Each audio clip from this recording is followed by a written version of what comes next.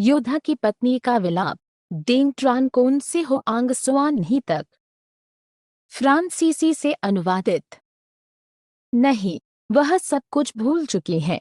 केवल अपने पति के प्रस्थान के बारे में सोचने के लिए एक अन्य देवता युद्ध के देवता के अलावा उसे प्रेरित करता है, उसे हृदयस्पर्शी विदाई के शब्द बोलने का आदेश देता है और उसकी आंखों को आंसुओं से भिगो देता है। यह कितना सत्य है कि सबसे संक्षिप्त विरह की पीड़ाएं प्रेमियों की शक्ति से परे होती हैं। कैटुल्लस की ये पंक्तियां 1740 के दशक के वियतनाम में भी उतनी ही सहजता से लिखी जा सकती थीं।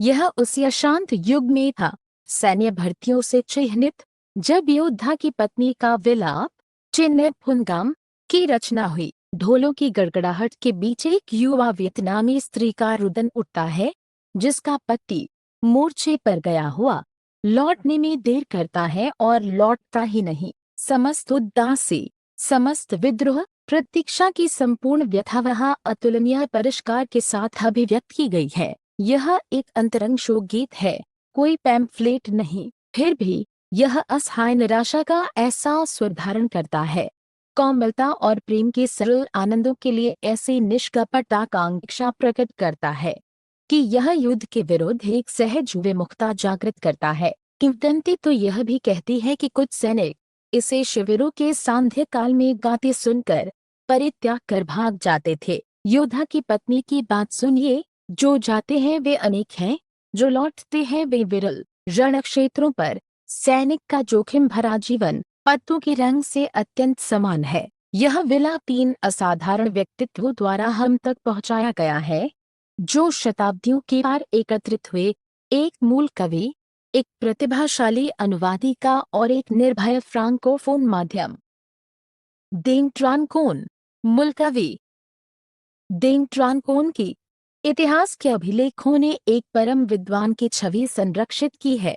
जब राजधानी थांगलोंग, वर्तमान हनोई, पर एक कर्फ्यू लागू हुआ था, लेखक ने एक गुप्त तहखाना खोदा ताकि वह अपनी पुस्तकों के पास चुपचाप जाकर अध्ययन कर सके। कौन जाने उसकी अध्ययन निशाओं का विनम्र दीपक वही ना हो जो इन छंदों में अमर हो गया है। होराइज़ोन ताल एलिप्सिस। शायद दीपक मुझे समझता है, अथवा दीपक मुझे नहीं समझता। तब क्या मैं अकेली ही पीड़ा सहूंगी? उस समय उत्तर और दक्षिण के सामंतों के बीच विभाजित एक देश के घावों ने उनकी कविता को, जो शास्त्रीय चीनी में लिखी गई थी, एक भयावह यथार्थता प्रदान की। उसे पढ़ा गया और चीन तक प्रशंसा की गई, और कुछ लोगों ने ऐसी प्रतिभा की दीप्ति से भयभीत होकर उद्गार किया। उनकी संपूर्ण बुद्धिमत्ता इस लंबी कविता में प्रकट होती है। लेखक अधिकतम 3 वर्ष और जीवित रहेंगे। अशुभ और सत्य भविष्यवाणी। डेंग ट्रानकोन 3 वर्ष पश्चात ही चल बसे, और काना फूसी है कि आत्महत्या को विवश होकर। दो आंथी देम, प्रतिभाशाली अनुवादिका।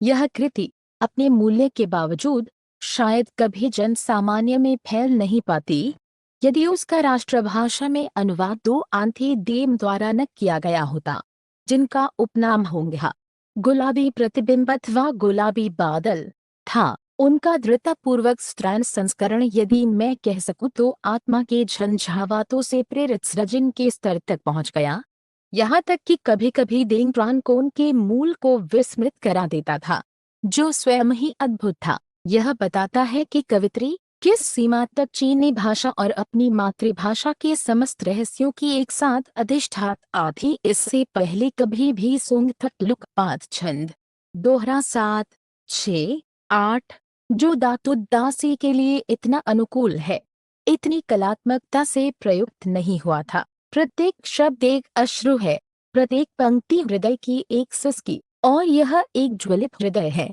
एक झंझावाती हृदय, एक सुंदर छोटा सा स्त्री हृदय जो प्रेम के और सबसे गंभीर प्रेम, वैवाहिक प्रेम के पैशाचिक तीर से मरणासन रूप से आहत है। होआंग सुआनही, निर्भय फ्रांकोफोन माध्यम।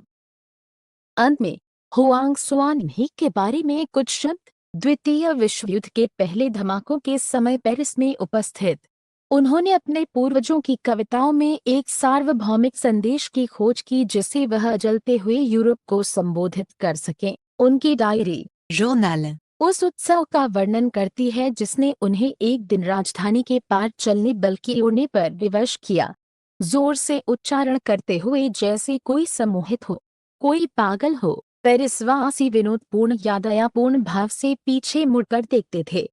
बेचारे, वे सोचते, वे आनंद से मग्न हो जाते और युद्ध की अनंत उदासी भूल जाते। यदि उन्हें मेरी महान प्रसन्नता की केवल एक बूंद भी मिल पाती, उन्होंने योद्धा की पत्नी का विलाप पर ही अपना चैन क्यों रोका? क्योंकि वह पालने से ही उनके रक्त में अंकित थी। असमय न थे। उन्होंने इस उदात्त और इतनी करुणाजनक स्त्री, इस सुदूर एशिया की मारियाना अल्कोफोरादो के अमूल्य अश्रुओं में मातृ स्नेह पाया था। उसका अनुवाद करना, उसकी व्याख्या करना, यह एक मानवतावादी स्वप्न को साकार करना था जो उनकी डायरी में 25 दिसंबर 1940 की तिथि पर दर्ज है। दो मानवताओं का, दो विश्वों का, प्राच्य और पाश्चात्य का एक मौलिक और सबसे बढ़कर जीवंत संश्लेषण। यही है जो मैंने बनने का संकल्प किया है। यही है जिसके लिए मैं प्रयासरत हूँ।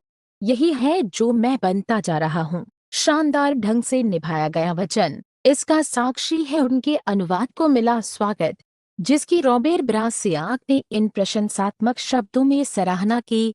श्री हुआंग सुआन ने अपने देश को हमारे निकट लाने में सफलता पाई है। मनुष्य एक है, ग्रह के एक छोर से दूसरे छोर तक, और दिनों के पलायन पर अथवा युद्ध पर, प्रेम के सुख पर, मृत्यु पर, इन ध्यानों को पढ़ते हुए मैं कभी कैटुलस के बारे में सोचता था, कभी होमर के, कभी कोर्नेल, मलार में, वालेरी के बारे में। यह सुंदर है कि वे हमें इन नामों की याद दिलाते हैं। यह सुंदर है कि वे प्रकट रूप से इतनी असमान दो संस्कृतियों को एकजुट करना जानते हैं और बिना कोई अशुद्ध मिश्रण किए उन्हें एक दूसरे को समझने में सहायता करना जानते हैं।